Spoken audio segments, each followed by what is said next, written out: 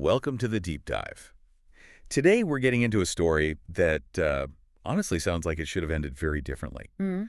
We're looking at a major flash flood event at Camp Mystic, the girls' summer camp down in Texas. Yeah. This comes from reporting by the Associated Press. Right, quite a well-known place. Exactly. So picture this. Saturday evening, July 6, 2024, Kerr County, that's about 65 miles northwest of San Antonio. Yep, hill country. Right? And they get hit by what's being called one of the worst flash floods in recent Texas history. We're talking up to 10 inches of rain. 10 inches, wow, that's a huge amount of water very, very quickly. Turning everything into, swift, dangerous torrents. It's basically a nightmare scenario for anyone managing a camp full of kids. Absolutely, prime conditions for disaster. But, and this is the incredible part, despite all that danger, despite significant damage to buildings, dorms included, all 1,100 campers and staff Yes. accounted for. Mm. Safe. No Yeah. fatalities, no serious injuries reported. That's remarkable, truly. It really is. So, okay, let's unpack this. How did such a remarkably positive outcome happen in what sounds like an incredibly perilous situation? Well, it's that contrast, isn't it? The sheer intensity of the flood versus, well, a perfect outcome in terms of human safety. Okay. The reports mention heavy, widespread rain, swift-moving water.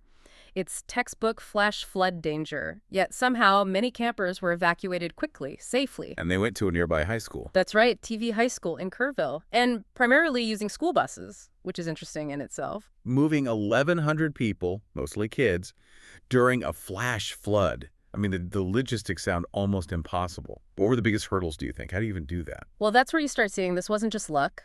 It points very strongly towards really rigorous planning. Drilled emergency protocols. Okay. The Yeah. key thing has to be the warning. Flash floods give you almost no lead time, so they must have had some kind of effective early warning system. Like advanced weather monitoring, maybe? Or lookouts? Could be either or both. But they needed to know it was coming before it got truly bad. That's what lets you start moving people while the roads are, still usable. Right, before access gets cut off. Exactly. And the school buses.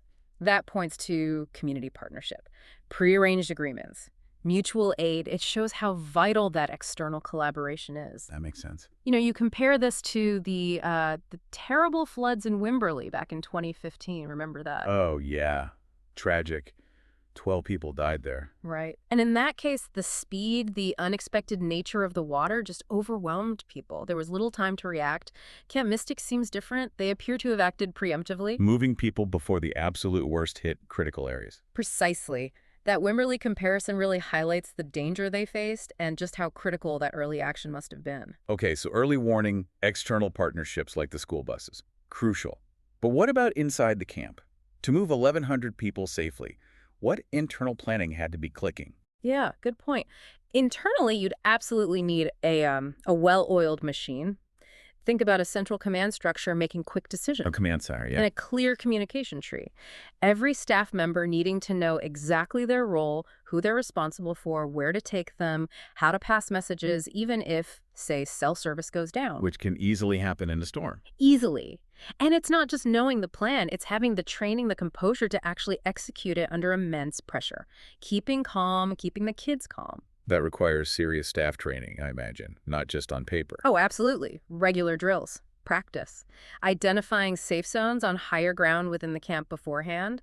Knowing the evacuation routes that account for potential high water. So you're not figuring it out on the fly while water is rising around you. You can't. It has to be almost muscle memory. It really sounds like they had robust plans and, critically, they executed them effectively. So when you step back and look at this whole Camp Mystic situation, what's the big takeaway for us, for the listener? I mean, it's just a powerful case study in effective crisis management, isn't it? The fact that everyone was safe despite the property damage.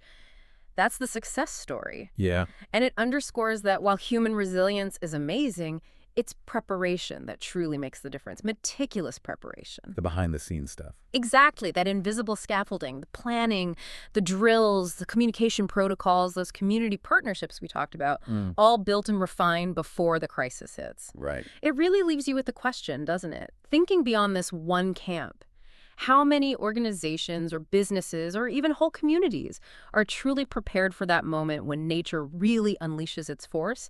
And maybe more importantly, what concrete steps could they be taking, like right now, to be ready?